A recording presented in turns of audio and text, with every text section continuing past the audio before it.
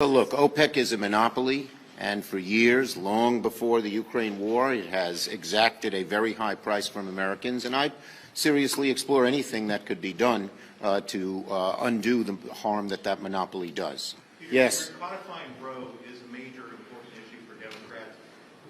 What more can the Democratic Party do to get this?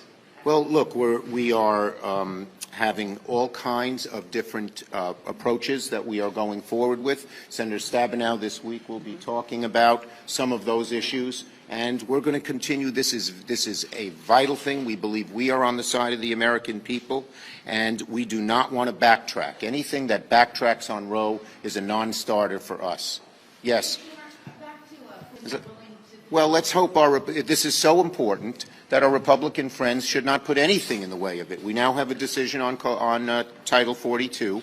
I don't agree with that decision, but it's... Now I know many of you are wondering who will actually be receiving a fourth stimulus check this year. In this video, I'll be sharing the states and cities that are currently providing their residents with stimulus payments.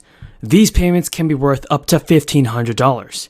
And a recent report shows that out of the American households that received the latest stimulus checks of $1,400, only 19% spent the money right away, as opposed to saving the money or paying off existing debt. Analysts have even said that the spending pattern shifted over the second and third stimulus checks.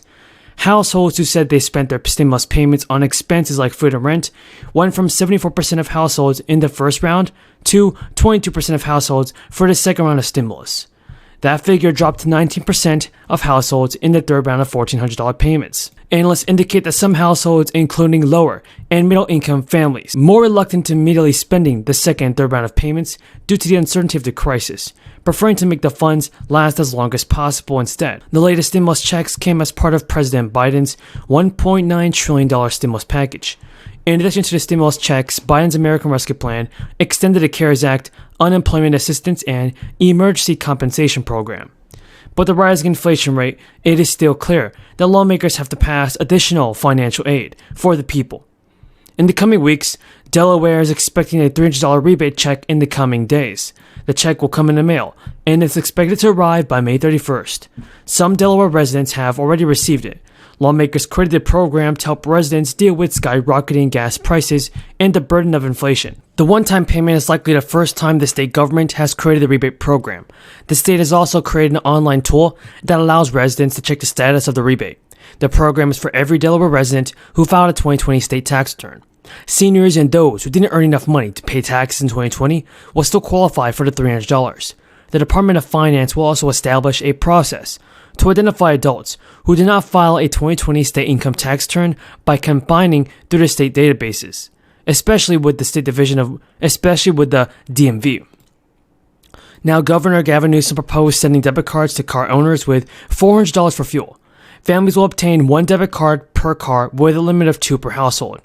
Californians will see the gas cards in early July, and the state of Georgia provides refunds ranging from $250 to $500. Single filers could receive $250 and heads of households could receive $375, and married couples would receive $500. In the state of Idaho, the governor approved a rebate of 12% to Idahoans. Payments began in March, and the first citizens to see the rebate on their hands were the taxpayers who used the direct deposit option. Now, federal officials have acknowledged that global events might make it harder for inflation to fall from near 40-year highs to levels that will assure the American public. Now, Treasury Secretary Janet Yellen said Wednesday that she believes the job market means the U.S. can avoid a downturn being seen across the globe. Now, during a speech today, Janet Yellen said, "We have a great deal of economic momentum in the United States, but this is an environment that is full of risk, both with respect to inflation and potential slowdowns." There. Tons of money. We just spent trillions of dollars and we don't have it. So we had to borrow that money.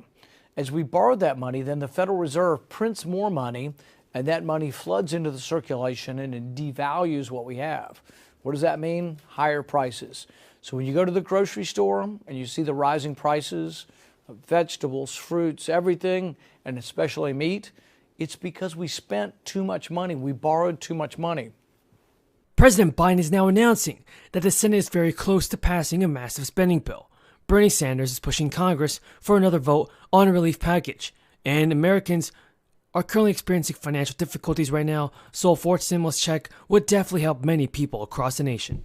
So we have very exciting news, and it's that President Biden just announced recently that Democrats are close to passing his spending bill, which will include many relief provisions for the people.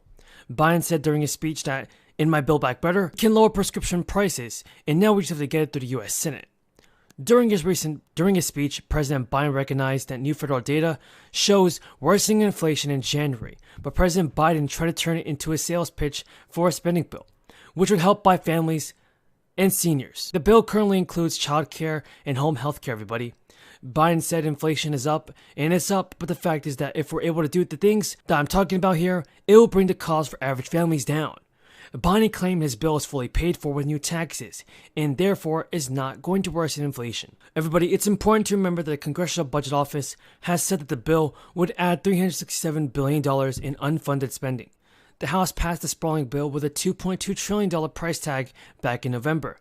And Manchin has criticized his fellow Senate Democrats of gimmicks that undercounted its true cost by making new programs. Inflation has tanked Biden's popularity.